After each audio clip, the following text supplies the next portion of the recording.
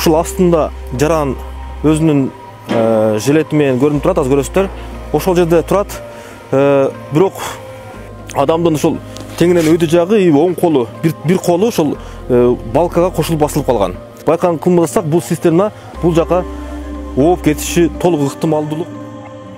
Темир жолдогу үрөй учурган кырсык. Бензин куюлган вагонго жүктөлгөн цистерна басып калган кишини чыгарып алууга 8 сааттай убакыт кетти. Каза тапкан жаран темир жол кызматында жөндөочү болуп эмгектенген 59 жашта болгон. Цистернанын астынан чыгарууга 3 өрт өчүрүү бөлүмү, 18 куткаруучу, ИИМден 10, тез жардам кызматынан 6 кызматкер барган. Мында ири өрт чыгып кетүү коркунучу жогору болгондуктан куткаруу иштери кыйынга турган.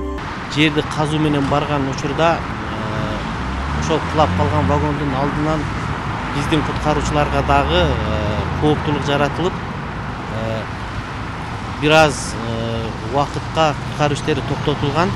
Андан кийин вагондун ичиндеги жеңилгүчү зат куюлуп төгүлүп алынгандан кийин, цистерна жеңилдегенден кийин кайрадан казуу иштеринин натыйжасында ошол өлүп калган жарандын денесин, жансыз денесин чыгарышкан.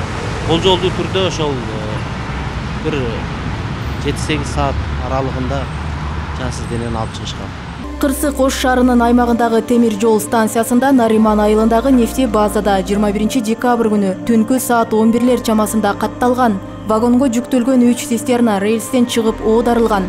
Мындан улам Кыргыз темир жолу ишканасы атайын комиссия түзүп, окуянын чоо жайын иликтөөгө алды. Тала авариялык кызматы жана ошондой эле өзгөчө кырдаалдар министрлигинин кызматкерлери биргелешип иш жүргүзүлдү. Эми ушул учурда ушул окуяга байланыштуу темир жолунда өзүнүн атайын комиссиясы түзүлүп, жеринде тиешелүү иштер жүргүзүлүп жатат. Каза болгон кызматкерибиздин жакындарына терең кайгыруу менен көңүл айтабыз. Кырсыктан жабыркаган дагы бир кызматкер ооруканага жеткирилген. Ал жеңил жараат алып, шок абалда болгону айтылат. Дарыгерлердин көзөмөлүнөн кийин амбулаторлук дарыланууга жөнөтүлгөн. Ал эми кырсык катталган жерде азыркы тапта кесепеттерин жоюу иштери уланууда, дагы деле өрт чыгып кетүү коркунучу жогору.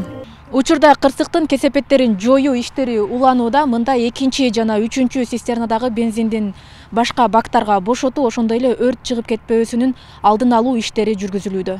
6 вагонду подъездной путь, МЧСтин подъездной путуна киргизип атканда 3 вагон оодарылып кетти деген кабар келди.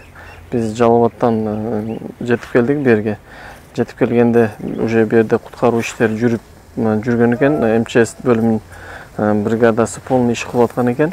Окуя болгон жерде 1-мүнөттөн тарта Кыргыз темир жолу мамлекеттик ишканасынын түштүк филиалынын оперативдүү тала тобу жана баардык тартылган кызматтар өзгөчө кырдаалдар министрлигинин кызматкерлери менен биргеликте иш алып барууда. Ош шаардык милициясынын тергөө тобу да тиешелүү материалдарды чогултуп, экспертизалар дайындалды. Иликтөө иштери уланууда. Роза Акматжан кызы, Жылдыз Кадырбаева, Ош ТВ.